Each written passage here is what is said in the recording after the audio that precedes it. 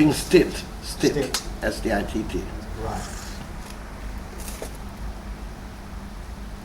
Right. Ready? Okay. Rolling. Don't talk to you. Talk to you. Talk to me. Okay, we're down in the printery here at Studio One on Brentford Road in Kingston, Jamaica, to talk to the great Count Machuki and the great King Stitt. Yes. Yeah. Good afternoon. Good afternoon. How do you do? So, first I'd like to talk about the early days of dancehall and how things used to run on in those times.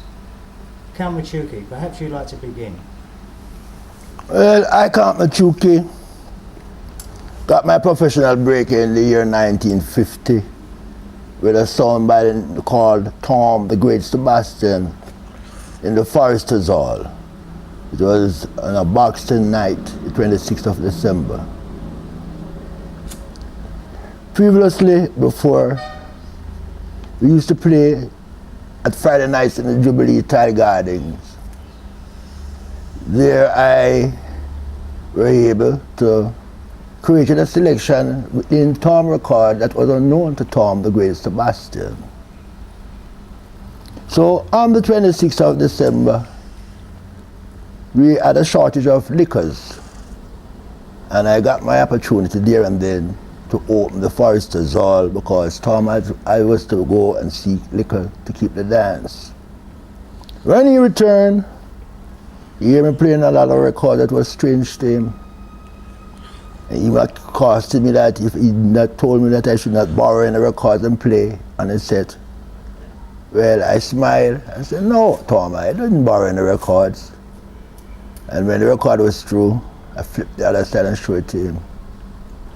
Well, I made a good job of it because I had the Foresters Hall rammed, it seems, at 9 o'clock.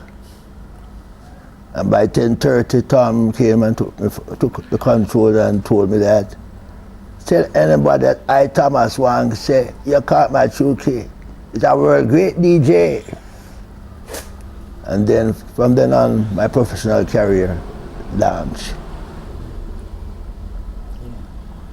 So, on the 2nd of January, incidentally, I promoted a dance at the Foresters Hall by the name of Ambone Fiesta, using two sounds, Nick the Champ and Tom the Great Sebastian. Well, Nick, in those days, had a good selection of New Orleans record that was hard to beat. And he opened the dance, and he really set the pace real hot for Tom. I was holding my gate, being the promoter, when Tom sent and called me when Nick was about to come off, with the excuse that he is going to the toilet, if he mind putting on the records for him until he returned. But Tom did not return till about 6 tunes after.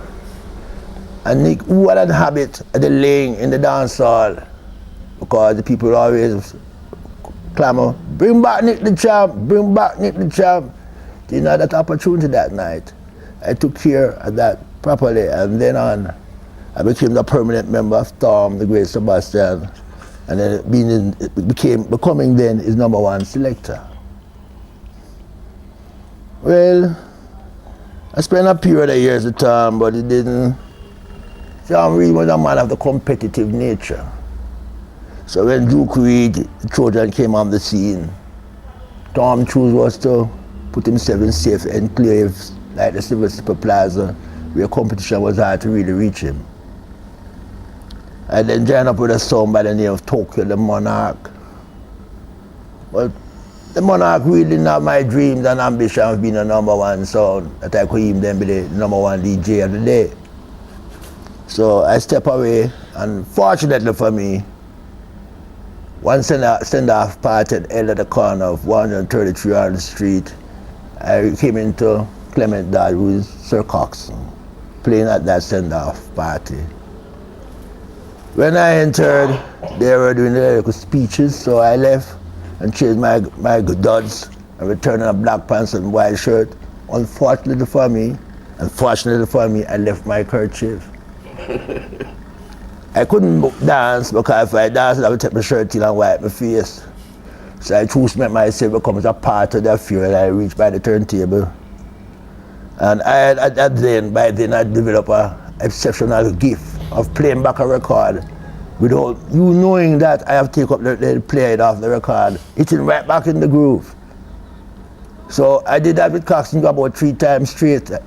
So and by doing that, at the same time I started to build a selection.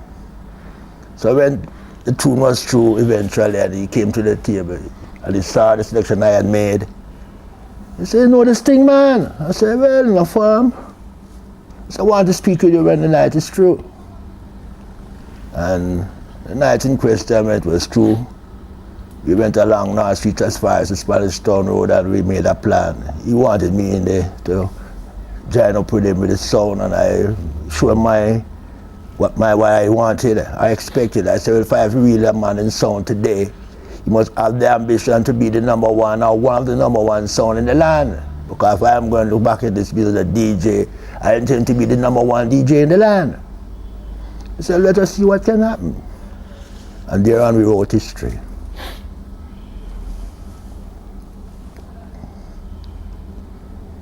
Well, in writing the history, it took me from one length and breadth of Jamaica, several dance halls, some numerous to mention, but to be a sound of reckoning, or to be the number one sound of the day or the number two sound of the day, you had to show your wears and tears on Beat Street. That was then along North Street between the blocks. The whole of North Street then was considered Beat Street. Because in those days, all sounds come there to show them wears and tears, but very few sounds really have the class to stay there. To think of it. True. Well, the Duke really and the Trojan and the son of the day, he had strength of money and equipment, but Coxsone had records and had the exclusive selecting ability of I, not to be boasting, but I been a man of the people, thinking where I was born, really not born, but I grew up in Matches Lane. I was of the people and by the people and what the people want. So I was here to really please them, because that's what I set out to do, to at all times try to make other people happy. Well, around, we became so forced to be reckoned with Duke the Trojan, and they ceased to announce our dance wherever we were supposed to be playing. So I told Mr. Dad that we need a mic for ourselves. And then he gave me a mic, and I told him, so we can use the mic and let people freestyle, and funeral part of the music will come out there, you know. You can drop some wisecrack and such like, and Cox was all with it for it. And I started calling my phrases, and Cox would really show me 1 and 2 wisecracks too. And there and then, I started to drop my first wisecrack really. It was like British Cockney. Hey, you black, you need a cup of tar and a slice of cake? And that stuff, I was repeating through the whole night through. On a Saturday night in the Jubilee Tile Garden. Everybody fall for it. I got more liquor than I could ever drink that night. Well, being the man I were, I was not satisfied with that, so I said I have to find some more things to say. So, the Monday, I was passing by Beverly's record shop, and I saw the magazine, stand a magazine marked Jive. And I took up that magazine, and I crept straight and I said something where that amused me, and I paid for it. And from there on, I was able to start making my own Jives too. And the first one I was to kind out for myself was, you dig my jive if I'm real cool and very much alive. Everybody around town know I'm Machuki, so reach my chick, and when it comes to jive, you can't beat me with a brick no stick. And that went down with the fans handsomely. So there on, and I tried not to repeat myself, so I keep creating. And there were times there were records were playing, and in my estimation, they make it sound weak. So I would even put in some peps, like you know, and created a sensation. That there are times when people go to the record shop to buy those records, and when they go home and come back to the shop and say, oh, wait, oh, when I hear the song we heard up at dancer last night. That's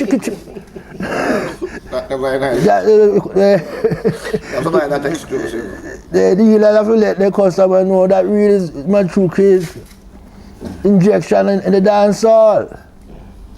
And there and then now my name started to become an old soul. And being a man who believes in clean, decent, fun, whatever I had to say, I must be clean and pure. That love is true love, is pure love, is something the doctors can cure. And if I say I'm wrong and you are right, let's get together, let's not fight. You know, well, I was in demands. So Sir Cox, I was to start building a lot, I said. From 1, we reached to 4, 5, 6. And there was a joke. There are times when people come to rent the set, everybody want Machuki. I Cox never wise because I'm saying, why Machuki having 1, 4, 6, 7, I can't split Machuki in 6 pieces. Well, there on in, we entered into the local production, and I was the first man to play strictly Jamaican records for over 14 hours for dancing pleasure. Strictly Jamaican records, no foreign input. And all made by Sir Coxson's downbeat. Coxson's production, and I did the introduction.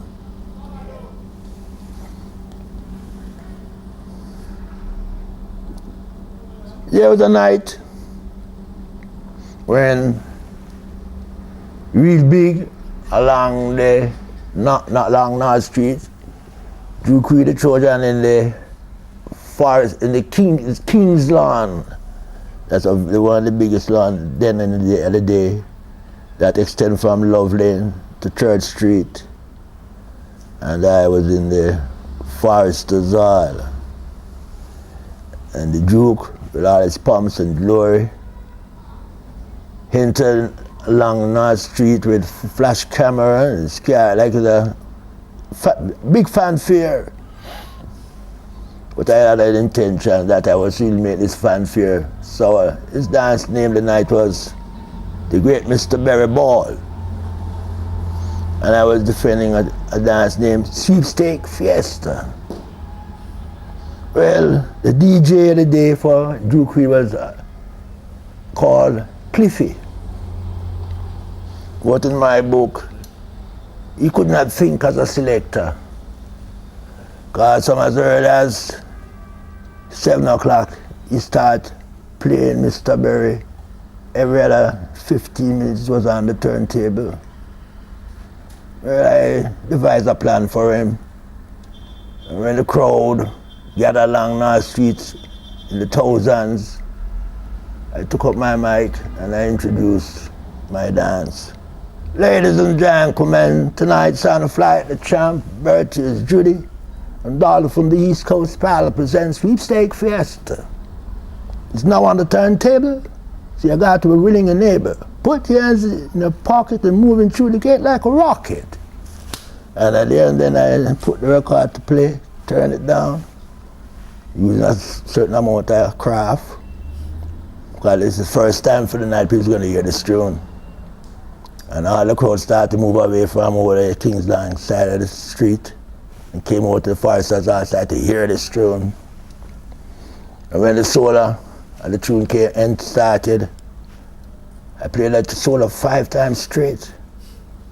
It was magnificent, man. That solo work there. It was magnificent. And I caught it 5 times straight and put everybody in the Forester's Hall. That by 1 o'clock the night, we were able to take beers from across the King's Lawn to be sold in the Forester's Hall. And there are a lot of those events that I have enjoyed. At the same time, seeing people smiling on their faces, You know, where I always play, there was always smiles on people's faces, and I enjoyed it a lot. And plus, wisecrack I always had to say from time to time. You keep them merry, talk about, and I enjoy speaking about love most of the way. Sometimes I would say, love is the cause and name of all things, the keys to joy and sorrow, the recompense for his that have been, or maybe music on the turntable floor. And all in all, I made a good job. I enjoyed myself, not for the financial side of it, but there and then I had a burning ambition that Jamaica should have its own record industry. When I was born, I happened to find my mother with 2 gramophones. So there and then, from that early stage, I was exposed to records. And I soon get to realize that all these records were made in other countries, none were made in Jamaica. So I got that desire that Jamaica should have its own record industry. Growing up with youths then, from the corner boys, there were some guys who could really sing brilliantly. And I always said these guys should be on record. So there and then, I use my efforts and energies, try everybody I meet who have interest in record, I always set them aside, they want a record industry, we need it badly. And then I put what I could. I didn't have the money, but I know I could pass my ideas, how I could go about it. And I even suggested that then the musicians of the day that we could put together. And eventually it became a reality. Today I ain't got no cash, but I'm happy. Because what I set out to accomplish has becomes a reality. Jamaica has its own record industry. The only thing that I am not satisfied about, I had a dream within myself that the sound system operators who could deliver themselves, or the sound system in itself should be used as a cradle for radio announcers, radio operators. Yeah. We are looking around for people to play music to please the nation. They should look at the field, check through the fields of sound for the people who have the ability. But until this day, have not seen that becomes a reality.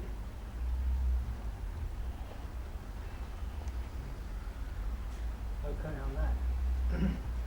So, Any examples of the introductions, any more examples? well, we can do when we do the little solo piece. Yeah, we can maybe get up something there. You know? Right. But that was fine, you know.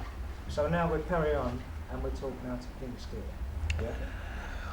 Well, I started my musical career in the year 1957, and being a patron of Sir Coxson's downbeat sound. It all started on a Friday evening, the barbecue lawn at Fleet Street. And Count Machuki was a jack then.